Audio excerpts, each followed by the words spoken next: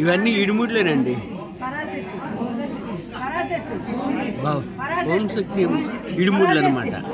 ఇవి చాలా పవిత్రం, బాగా శక్తివంతమైనటువంటి అమ్మవారు.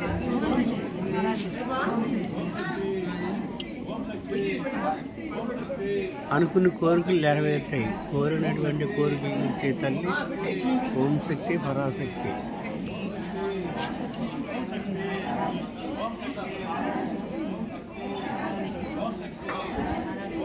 ఈ మాల ధరించినటువంటి వాళ్ళు కోరినటువంటి కోరికలు తీర్చే తల్లి అని వేసుకుంటారనమాట.